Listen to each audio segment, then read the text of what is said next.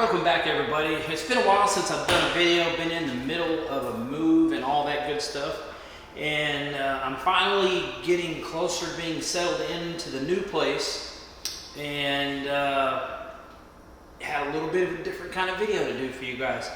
So check this out. I got one of those vegetable slicer thingy dealy boppers off of Amazon. I used it twice and it broke. So for those of you who are not familiar with these things, they are just about as handy as you can get.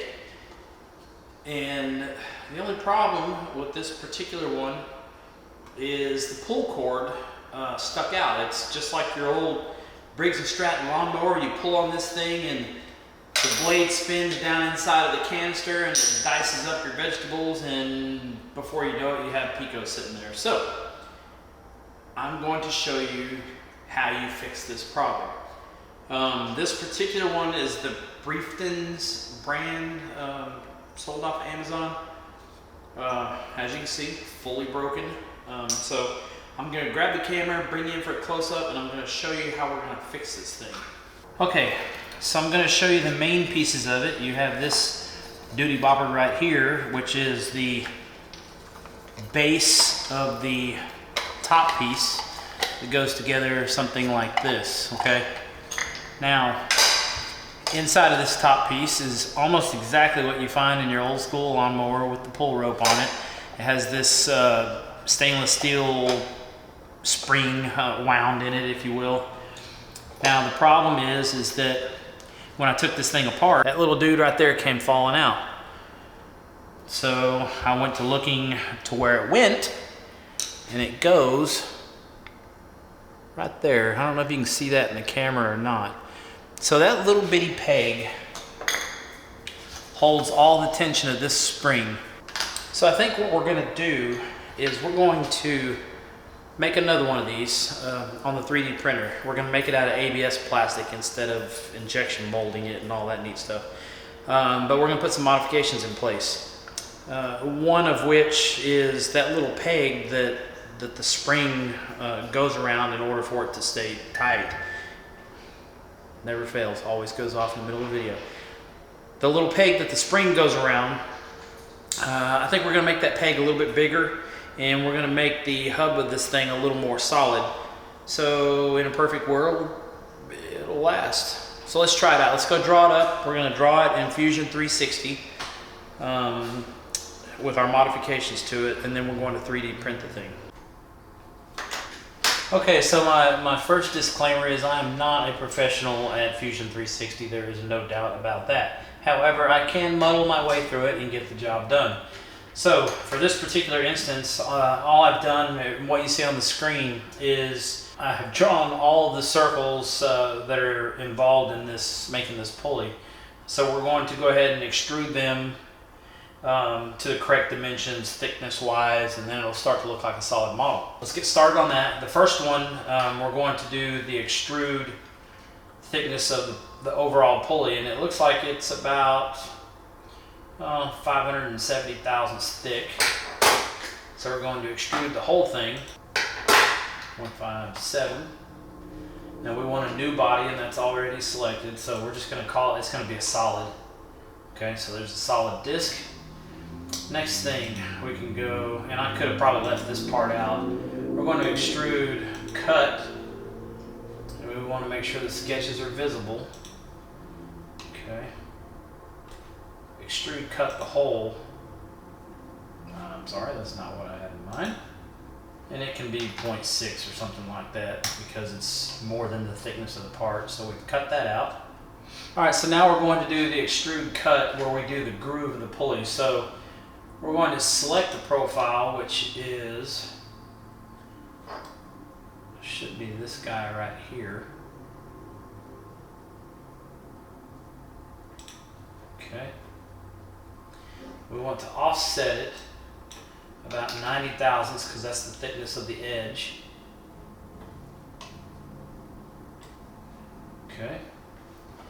We want it to cut about 3/8 of an inch. Okay, 0.38. And then cut All right, there's the pulley for the most part. We got the bottom, or what we're going to call the bottom. It's probably really the top, but it doesn't really matter to us. Is this piece that stands off that is about 590 thick. And how tall is he? He is 210 tall. When you go the other direction.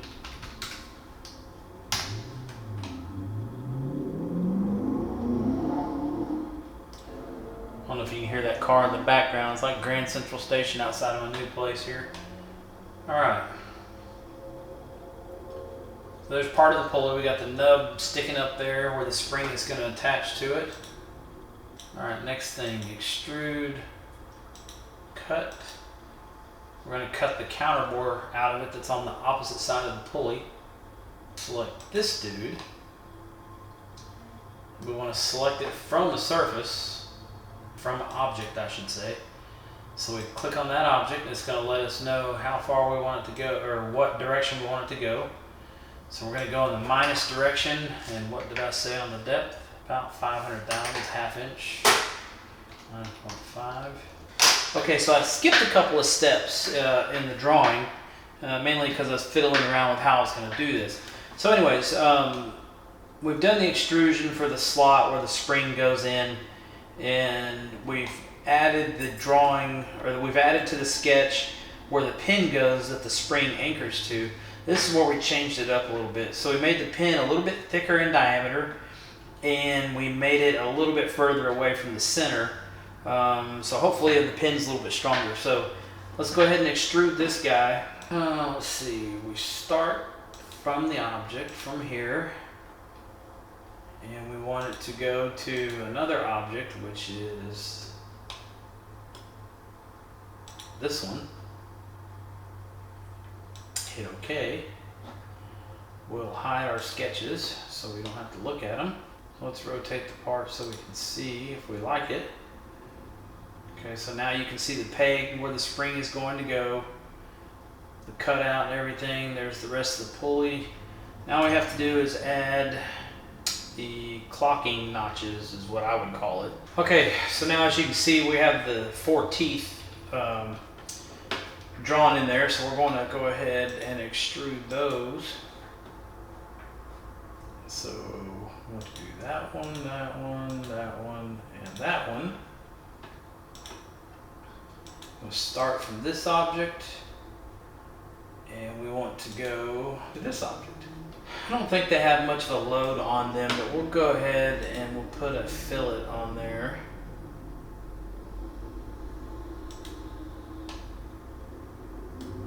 It'll be a little bitty guy right there, there.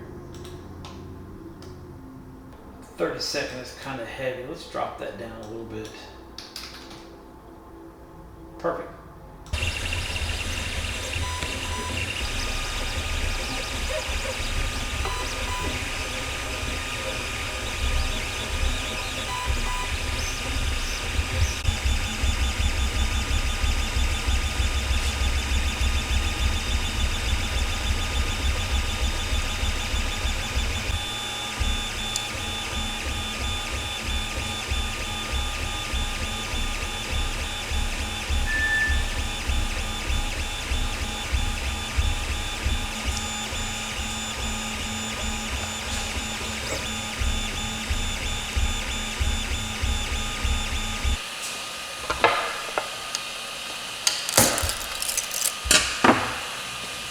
Okay, so now, as you just saw, the pulley turned out looking really good. So we got to pluck the support pieces out of it. Use that same trusty screwdriver. I'll give you a good idea of what the support pieces look like inside of there. Okay, I had to go get pliers for the second part, but this is really cool. For those of you who don't mess with 3D printing, you can see the clocking slots right there somewhere. There we go, right there. And this piece came out nearly in one piece. This is the support for the inside of it. So when the print is going over these blank spaces, that the print more or less doesn't fall apart on itself. So there it is, finished part. Looks really good. What we're gonna do is put this thing back together, try it out, see how everything works. Okay, so my apologies for the earlier part of the video. The sound was terrible in it. I didn't realize that my microphone wasn't connected properly. So having said all that, there's that beep again. Having said all that, we've had a fail and a win all at the same time. The little pin that the spring wraps around, I've already broken it off of the 3D printed piece, probably for a number of different reasons, but have no fear, I have a solution. Since I printed this pulley solid, I'm going to go ahead and drill a hole in it and put a roll pin in there, and then it'll be just fine. I couldn't do that to the original one because it's not solid and I don't have a way to, there's nothing there to hold the pin when I drill a hole in it. So I'm going to go ahead and drill that hole right now, and then we're going to put this thing back together and check it out. Okay, so rather than drill a hole into my granite countertop, I'm going to drill this hole right here for the roll pin.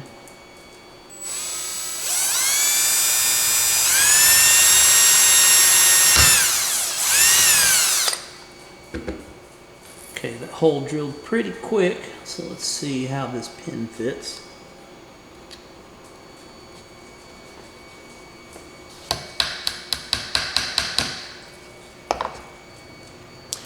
Okay, we're ready to start putting it back together. So as you can see, the rope is pushed through the pulley. It's also through the housing right here. Don't forget to do that step or you'll be doing it again. Okay, I got the string in position. I'm going to take all the slack out of it like that. The pin is engaged in the spring. So we're going to wind the spring up as much as we can, and we're going to keep the string from getting wound up on the pulley. You want to wind it up enough where it's got tension on it, so that when you let go of it, it pulls the string all the way back. And the string is going to get twisted up, so you got to let it loose for a second and unravel it before you get too carried away. Okay, that should probably be enough. So I'm holding the pulley down with my thumb, and I'm going to let go of it slowly and let it wind that string back up all the way.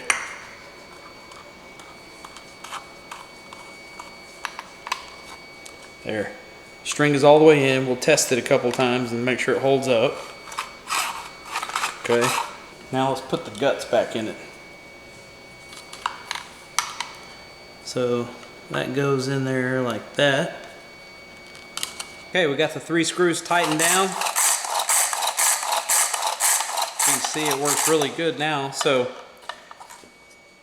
let's put something in there and try it out. Okay, I got some Roma tomatoes here that we're going to test this thing out with in preparation for my patented pico de gallo that I'm going to make later on. So I'm just going to cut these up just enough where they fit into the slicer.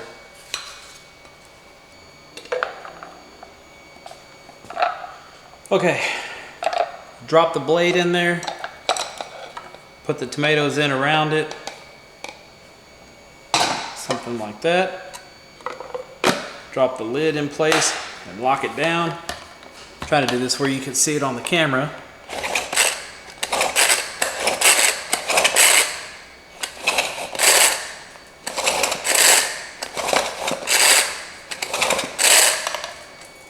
A couple of quick pulls. It ends up like that. Okay, so this has been quite the departure from the DIY Garage TX motif that we normally stick to. I think the 3D print probably would have worked in itself, but the little pin piece of it was not bonded right. Probably due to some settings on the 3D printer. I've since experimented and got that somewhat perfected. But the save was to drill a hole in it and put the roll pin in there. So that actually worked, and probably long-term, truthfully, is a better fix in the first place. I don't think it would work putting the roll pin directly in the stock pulley because it's real thin in that area. So anyways, I I know it's probably overboard to fix this thing rather than just buy a new one or something like that, but I can't leave well enough alone, so I had to fix it. So here we are. Anyways, my apologies again for the crappy audio. It's kind of echoey in here right now, and I'm not sure if the microphone takes that out now that I've got it hooked up. So anyways, as usual, thanks everybody for stopping by, checking out a quick video, a little departure from the norm on this channel. But outside of that, we will get back to your regularly scheduled programming in the next week or two. Finally going to have the garage up and running, and it's going to be race car time again. So thanks guys, I appreciate it, and we will see you in the next video.